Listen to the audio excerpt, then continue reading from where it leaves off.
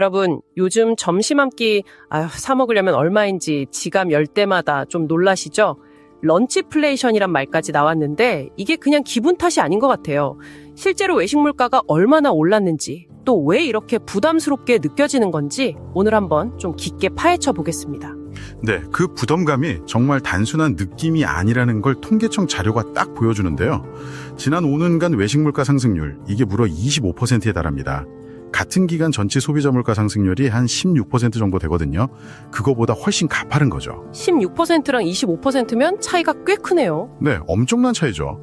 특히 우리가 자주 먹는 김밥 같은 경우는 38%, 햄버거는 37%나 뛰었어요. 이러니 체감 부담이 클 수밖에 없죠. 김밥이 38%요? 와... 네. 그리고 이게 우리나라만 그런 게 아니라 국제적으로 비교해도 좀 심각한 수준입니다. 구매력 기준으로 보면요, 2023년에 한국의 식료품이란 비주류 음료 물가 수준이 OECD 평균을 100으로 봤을 때 147이었어요.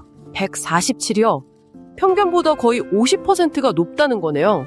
맞습니다. OECD 38개 회원국 중에서 스위스 다음으로 2위입니다. 2위라니. 와, 정말 충격적이네요. 이게 장바구니 물가뿐 아니라 외식 부담이 심각하다는 게 명확히 드러나는군요. 그래서 오늘 이 문제에 대해서 한국농촌경제연구원의 2024년 전망 자료라던가 또 최신 물가 관련 뉴스들을 좀 바탕으로 해서요. 왜 이렇게 물가가 높은지, 그 원인이 뭔지, 또 관련 산업들은 어떻게 움직이고 있는지 좀 깊이 살펴보려고 합니다. 그럼 구체적으로 어떤 점들이 이렇게 외식 물가를 밀어올리고 있을까요? 단순히 재료값만 오른 건 아닐 텐데요. 네, 맞습니다. 여러 요인이 아주 복합적으로 작용하고 있는데요. 크게 한 3가지 정도 짚어볼 수 있을 것 같아요. 우선 역시 식자재 비용 상승, 이걸 빼놓을 수가 없죠. 그렇죠. 제일 먼저 떠오르는 게 그거죠. 네, 한국농촌경제연구원 분석을 보면 코로나19 때 막 급등했던 국제 곡물 가격 있잖아요. 이게 여전히 2021년 초랑 비교해서 40% 이상 높은 수준을 유지하고 있다는 거예요. 아직도 그렇게 높아요? 네. 거기다 기후변화 문제라던가 또 높은 환율 문제, 이런 것들도 수입 식자재 가격에 계속 영향을 주고 있고요. 매일신문 보도를 봐도 지난 5년간 농축수산물 가격은 한 22%, 가공식품은 24% 올랐다고 하니까요. 원가 부담이 상당한 거죠. 식자재 비용만 해도 이런데, 근데 식당 하시는 분들 얘기 들어보면 사람 구하기가 하늘의 별 따기다 이런 말씀도 많이 하시잖아요. 인건비 쪽 영향은 좀 어떤가요?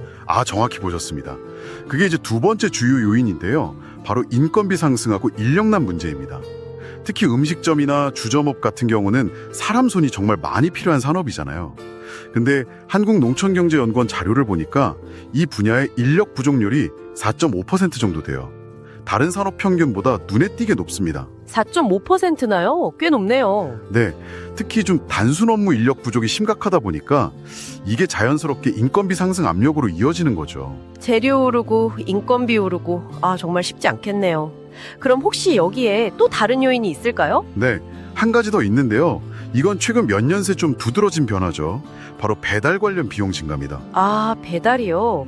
하긴 배달비도 정말 많이 올랐죠. 듯이 일부 식당에서는 아예 매장 가격이랑 배달 가격을 다르게 받는 이중 가격제까지 등장했거든요. 맞아요. 저도 본 적 있어요. 네, 이건 역시 소비자가 체감하는 외식 물가를 올리는 요인이 되고 있는 겁니다. 식자재, 인건비, 거기다 배달비까지 정말 뭐 하나 빠지는 게 없네요. 총체적인 압박이라는 말이 딱 맞는 것 같습니다. 이런 상황 때문에 그럼 사람들의 식생활이나 외식 산업 자체에도 좀 변화가 생기고 있을 것 같은데요. 어떻습니까? 네, 그렇습니다. 몇 가지 좀 뚜렷한 흐름들이 관찰되고 있어요. 첫째로는 온라인 식품 시장 성장세가 예전 같지 않다는 점이에요. 2023년에 온라인 식품 시장 규모 자체는 67조 원으로 여전히 크긴 한데요. 67조 원이면 엄청 크네요. 네, 그죠. 근데 성장률은 둔화됐어요. 특히 음식 서비스, 그러니까 우리가 흔히 시키는 배달 음식 있잖아요. 이쪽은 가격 부담 때문에 2022년 이후로는 거래액 증가가 거의 멈추거나 오히려 감소하는 추세를 보인다고 한국농촌경제연구원에서는 분석하고 있습니다. 배달 음식 주문이 좀 줄어들고 있다 이 말씀이시군요. 그럼 그 대신 다른 쪽으로 소비가 좀 옮겨가고 있나요? 네, 바로 그 지점인데요. 가정 간편식, HMR이라고 하죠. 이 시장이 성장하고 있습니다. HMR. 네, 외식 대신에 집에서 좀 간편하게 먹으려는 수요가 늘면서 2024년에는 이 시장 규모가 약 6조 5천억 원 정도 될 것으로 한국농촌경제원은 추정하고 있어요. 6조 5천억 원, 이것도 상당한 규모네요. 그렇죠. 근데 여기서 좀 흥미로운 점은 시장이 약간 나뉘고 있다는 거예요. 아주 좋은 재료를 쓴 프리미엄 제품하고 또 대형마트 PB 상품 같은 거 있잖아요. 네네, 자체 브랜드 상품들. 네, 맞아요. 그런 가성비를 앞세운 실속형 제품. 이렇게 좀 시장이 양분되는 경향을 보인다는 겁니다. 사람들이 비용에는 되게 민감해지면서도 또 다른 한편으로는 좀 가치 소비, 뭐 이런 걸 하는 양상이군요. 그럼 기술적인 변화는 없을까요? 아까 인력난이 심각하다고 하셨는데 혹시 뭐 로봇 같은 거 도입되거나 그런 움직임은 없나요? 아주 중요한 지점을 짚어주셨습니다. 그래서 푸드테크 확산이 또 다른 큰 흐름으로 나타나고 있습니다. 말씀하신 것처럼 인력난을 해소하기 위해서 조리 로봇이라든가 서빙 로봇 같은 이런 자동화 기술 도입이 외식업계에서 아주 활발하게 논의되고 있죠. 네, 뉴스에서도 가끔 본 것 같아요. 네, 지난 CS 2024 같은 큰 국제 행사에서도 인공지능, AI랑 로봇 기술이 푸드테크의 핵심 주제였다고 한국농촌경제연구원은 분석했습니다. 결국 인건비 부담하고 구인난이 이런 기술 도입을 더 빠르게 만드는 거죠. 그렇군요.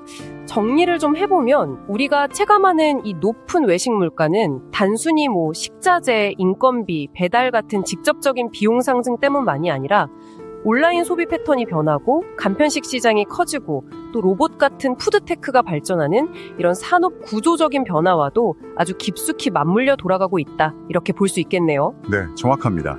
뭐 단순히 김밥값 얼마 올랐더라 이런 식의 단편적인 접근보다는요. 식자재 공급망부터 시작해서 노동시장, 기술 발전, 그리고 소비 트렌드 변화까지 이걸 다 아우르는 좀 거시적인 관점에서 이해해야 하는 현상이라고 생각합니다. 네, 앞으로 이런 비용 압박과 또 기술 발전 속에서 우리의 식탁 그리고 외식 문화가 또 어떻게 진화해 나갈지 계속해서 좀 주목해 봐야 할 것 같습니다. 오늘 이 이야기가 외식 물가에 대한 여러분의 궁금증을 푸는데 조금이나마 도움이 되었기를 바랍니다. 끝까지 들어주셔서 감사합니다.